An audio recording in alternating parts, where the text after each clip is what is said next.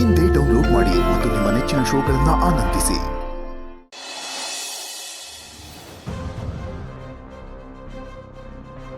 ಭಾವನವ,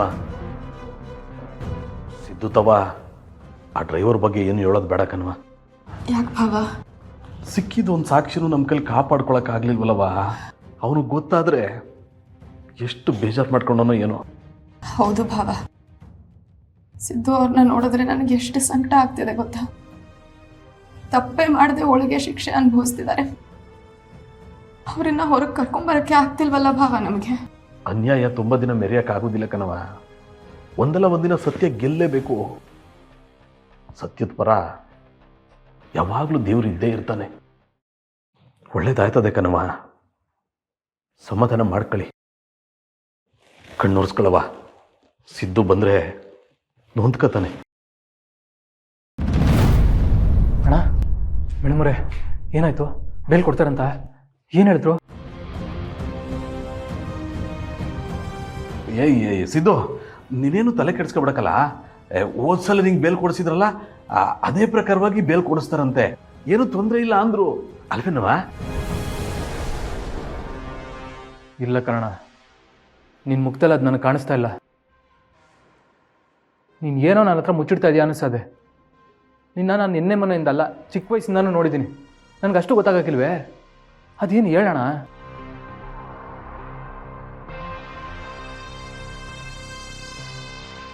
ಏನು ಅಂತ ಹೇಳೋಣಲ್ಲ. ಆ ಡ್ರೈವರ್ ಬಗ್ಗೆ ತಿಳ್ಕೊಂಡು ಅವನ್ನ ಹುಡುಕುಮ ಅಂತ ಹೋಗಿದ್ದು.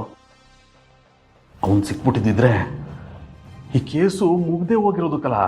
ಬಟ್ಟೆ ತಪ್ಪಿಸ್ಕೊಬಿಟ್ಟ. ಈಗ ನೋಡಿದ್ರೆ ಆಕ್ಸಿಡೆಂಟಾಗಿ ಸತ್ತೇ ಹೋಗವನೆ.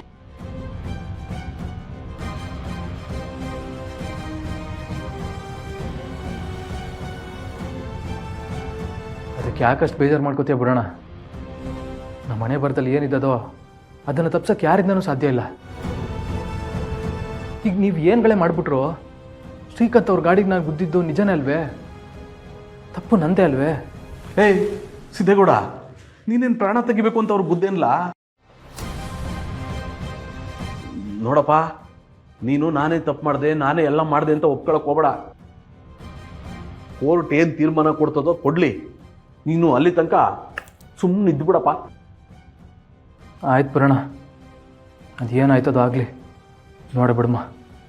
ಮೇಡಮರೇ, ನೀವೇನು ಹೆದರ್ಕೋಬೇಡಿ.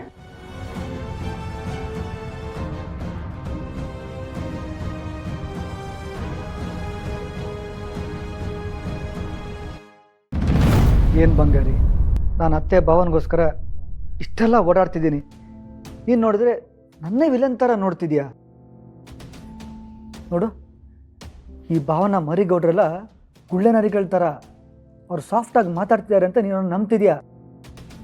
ಅರೆ ನಾನು ನಿಂಗೋಸ್ಕರ ನೀನು ಮಾಡಬೇಕಾಗಿರೋದನ್ನೆಲ್ಲ ನನ್ನ ಜವಾಬ್ದಾರಿ ಅಂತೇಳಿ ನನ್ನ ತಲೆ ಮೇಲೆ ಹಿಡ್ಕೊಂಡು ಮಾಡ್ತಿದ್ದೀನಿ. ನೀನು ನೋಡಿದರೆ ಕೇಸ್ ಯಾಕೆ ರಿಓಪನ್ ಮಾಡಿದೆ ಅಂತ ನನ್ನೇ ಕೇಳ್ತಿದ್ಯಾ?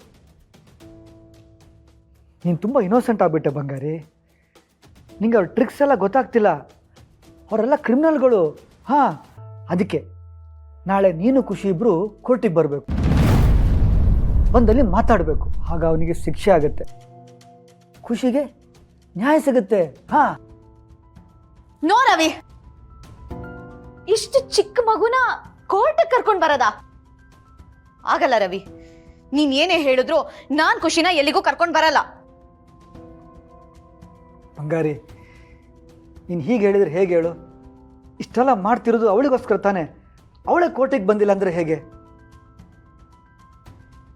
ನೋಡು, ಮಗುನ ಜಡ್ಜ್ ನೋಡಿದ್ರೆ ಅವ್ರಿಗೊಂದು ಸಿಂಪತಿ ಬರುತ್ತೆ. ಕೋರ್ಟ್ ಪ್ರೊಸೀಡಿಂಗ್ಸ್ ಫಾಸ್ಟ್ ಆಗುತ್ತೆ, ಜಡ್ಜ್ಮೆಂಟು ಬೇಗ ಕೊಡ್ತಾರೆ.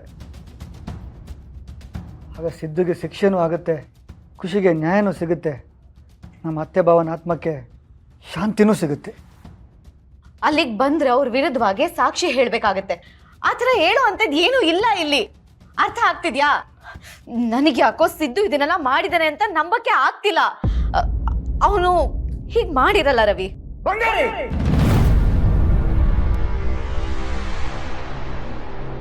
ನಾನು ಅವಾಗಿಂದ ಇಷ್ಟು ಹೇಳ್ತಾ ಇದ್ದೀನಿ, ನೀನು ನೋಡಿದ್ರೆ ಅವ್ನು ಮಾಡಿರಲ್ಲ ಅಂತ ಅವನಿಗೆ ಸಾಫ್ಟ್ ಕಾರ್ನರ್ ತೋರಿಸ್ತಾ ಇದೆಯಾ? ನೀನು ಬದಲಾಗಲ್ಲ ಬಿಡು. ನಿಂಗೆ ಇವೆಲ್ಲ ಅರ್ಥನೇ ಆಗಲ್ಲ ನೋಡು. ನಾಳೆ ನೀನು ಅವಳನ್ನ ಕರ್ಕೊಂಡು ಕೋರ್ಟಿಗೆ ಬರ್ತಾ ಇದೆಯಾ, ಇಲ್ಲ ಅಂದ್ರೆ ಪರಿಸ್ಥಿತಿ ಬೇರೆನೇ ಆಗುತ್ತೆ. ನಾನು ಇನ್ನೊಂದು ಮುಖನ ನೋಡ್ಬೇಕಾಗತ್ತೆ. ನೀನು ಬರ್ತೀಯಾ, ಅವಳನ್ನು ಕರ್ಕೊಂಡು ಬರ್ತೀಯಾ?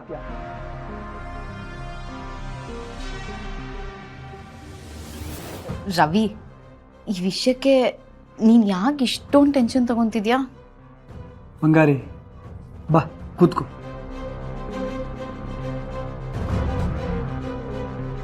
ಮತ್ತೇನು ಬಂಗಾರಿ, ಟೆನ್ಷನ್ ಆಗಲ್ವಾ ಹೇಳು? ಮನೇಲಿ ಇಂಥದ್ದೊಂದು ಘಟನೆ ನಡೆದಿದೆ.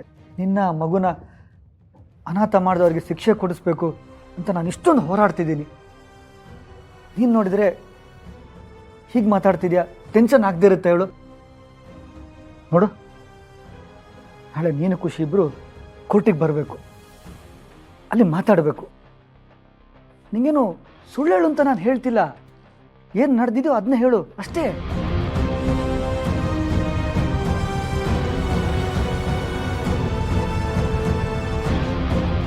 ಹುಟ್ಟಿ, ನಾಳೆ ನೀನು ಕೋರ್ಟಿಗೆ ಬಂದು ಜಡ್ಜ್ ಹತ್ರ ನೀನು ಅಪ್ಪನ ಎಷ್ಟು ಪ್ರೀತಿಸ್ತಿದ್ದೆ, ಅವ್ರನ್ನ ಎಷ್ಟು ಮಿಸ್ ಮಾಡ್ಕೋತಿದ್ಯಾ ಅಂತೆಲ್ಲ ಹೇಳಬೇಕು. ಸರಿನಾ? Good girl.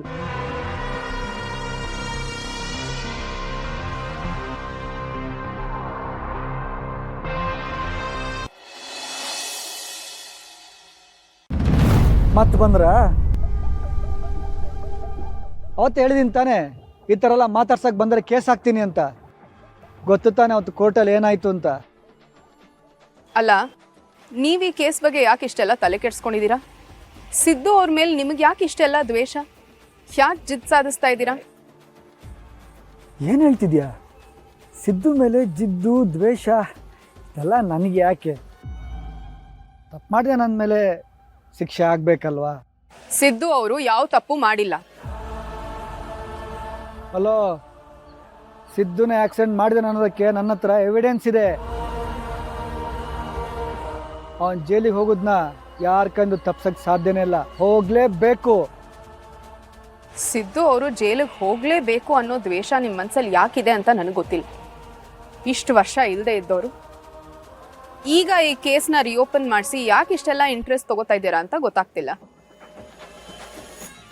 ಮಾತೆತ್ತಿದ್ರೆ ಎವಿಡೆನ್ಸ್ ಇದೆ ಅಂತ ಹೇಳ್ತಿದ್ದೀರಲ್ಲ, ನಿಮ್ಮ ಹತ್ರ ಹೇಗೆ ಎವಿಡೆನ್ಸ್ ಇದೆಯೋ ಹಾಗೆ ಸಿದ್ದು ಅವರು ಈ ಆಕ್ಸಿಡೆಂಟ್ ಮಾಡಿಲ್ಲ ಅನ್ನೋ ಎವಿಡೆನ್ಸ್ ನಮ್ಮ ಹತ್ರನೂ ಇದೆ.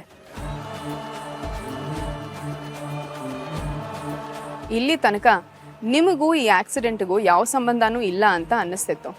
ಆದ್ರೆ ಈಗ ಇದೆಲ್ಲದರ ಹಿಂದೆ ನಿಮ್ಮ ಕೈವಾಡ ಇದೆ ಅಂತ ನಮಗೆ ಅನ್ನಿಸ್ತಿದೆ.